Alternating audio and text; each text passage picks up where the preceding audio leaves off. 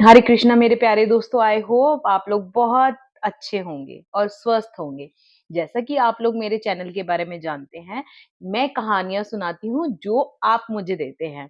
तो आज देर ना करते हुए फिर मैं कहानी एक लेकर आई हूँ, जो कि मुझे भेजी है निशा ने, जो फरीदाबाद से है। देखो, जो मैं कहानियाँ सुनाती हूँ, जो मुझे ये सुनाता है कहानियाँ, मैं उस पे विश्वास करती हूँ। तो उन्हीं के जो एक्सपीरियंस है, वो मैं आपको शेयर करती हूँ। मुझे ये नहीं पता एग्ज़ैक्टली कि ये कहानियों में कितनी सच्चाई है, लेकिन जब कोई कहानी सुनाता है और हम सुनते हैं, तो हम अपनी लाइफ़ में कुछ चेंजेस भी लाते हैं और कुछ उनकी अनुभव देखकर हम अपनी लाइफ़ में कुछ चेंजेस ला सकते हैं। तो कहानी कुछ ऐसे शुरू होती है कि 2019 में निशा अपनी फैमिली में रहती थी अपने सास-ससुर के साथ और एक बेटी थी और हस्बैंड के साथ। जो उनके हस्बैंड थे वो जॉब करते थे। तो जैसे कि नॉर्मल क्या होता है कि बच्चे के बाद वेट गेन हो जाता है। तो ऐसे ही कुछ निशा के साथ भी हुआ, बेबी हुआ और उसके बाद उनका वेट गेन हो गया। तो धीरे-धीरे उन्होंने क्या नोटिस करने शुरू किया कि उनका उनके जो हस्बैंड थे वो रेगुलरली कोई सुंदर-सुंदर लड़कियाँ होती थी तो उनको देखते थे। तो वो भी कोई दिक्कत नहीं थी। उसने सोचा कि ठीक है, कोई ऐसा नहीं है परेशानी कि कुछ उनका अफेयर तो नहीं चल रहा है, तो उन्होंने उतना ध्यान नहीं दिया। लेकिन बात शुरू होती है जब सडनली उनके पास वो देखती है अपने हस्बैंड के फ़ोन पे कि उनके किसी कलीग का फ़ोन आ रहा है और वो फीमेल कलीग थी। तो कुछ मतलब धीरे-धीरे उनको ये भी पता चलता है कि हस्बैंड घर में टाइम ना देकर रात-रात बाहर शिफ्ट्स कर रहा है। तो ज़्यादा जानने के बाद ये पता चलता है कि जो उनका हस्बैंड है, उनका अफ़ेयर उन्हीं के ऑफ़िस में कलीग के साथ चल रहा था।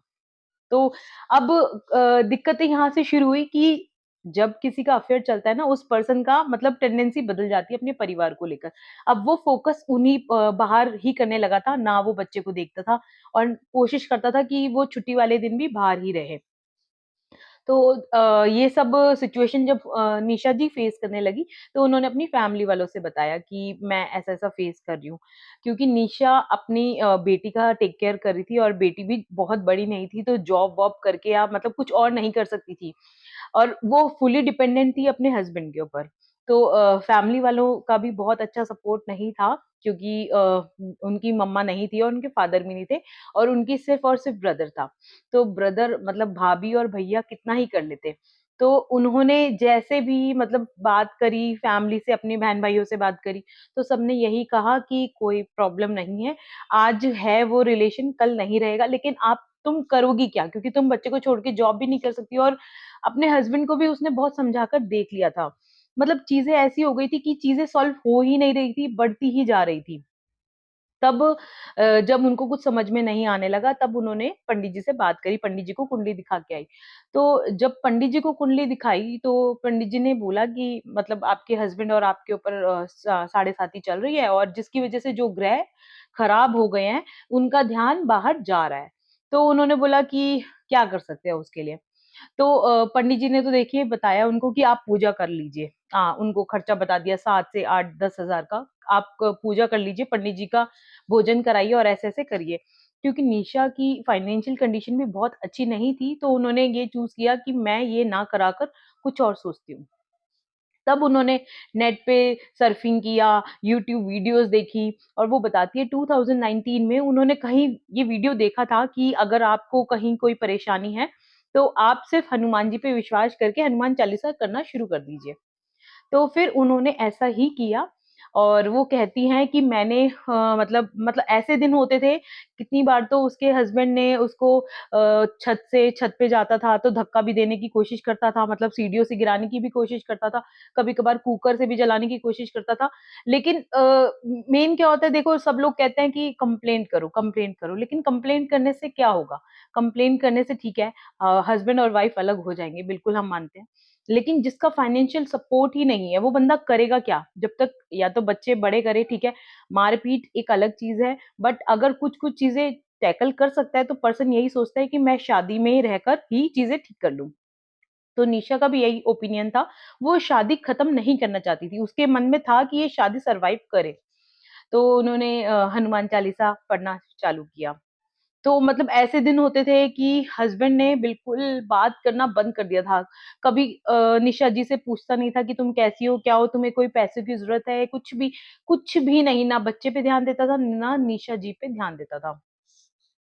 उसके बाद दिन बीतते गए, दिन वीक्स में बदले, और कुछ-कुछ इस तरह से करते-करते निशा जी बताती हैं कि जब ये 2020 आया, कोरोना के बाद का टाइम, जब ऑफिसेज़ बंद हो गए, तो अब उन्होंने घर में रहना चालू कर दिया था।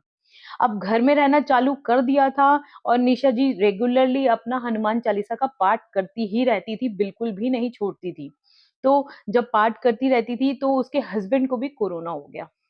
तो फैमिली वालों, उसके मतलब इन-लॉज़ में उसकी मदर इन लॉ भी थी, फादर इन लॉ भी थे, लेकिन वो कहते हैं ना जब अपने पे आती है तो शायद कोई ध्यान नहीं देता। तो वो निशा ही थी जिन्होंने अपने हस्बैंड का बच्चे की तरह ध्यान रखा, उनका टेक केयर किया और वो ठीक हो गए।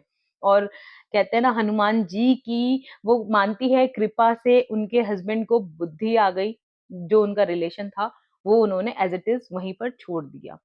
और जब ये कोरोना का टाइम आया, तो उनकी ऑफ़िस से जॉब भी चली गई थी। अब वहाँ पर जाना भी नहीं हुआ और उसके बाद उन्होंने न्यू जॉब सर्च करी और अब जो नौबत तलाक लेने पे आ गई थी, वो सॉर्ट आउट हो गई थी। सबके अपने-अपने एक्सपीरियंसेस हैं। कोई कैसे बताता है, कोई कैसे, लेकिन हाँ, जिनका महीनों का, सालों का टाइम है, वो ज़रूर इस एक्सपीरियंस अनुभव को ये बताता है कि हाँ, मैंने बहुत कुछ बर्दाश्त किया है और जब तक मैं हनुमान जी की या किसी भी भगवान की, सिर्फ़ हनुमान जी की बात नहीं कर रही मैं, किसी भी भगवान की भक्ति में नहीं आई, मेरी लाइफ़ का कहते हैं ना, चीज़ें सॉर्ट आउट ही नहीं हुई।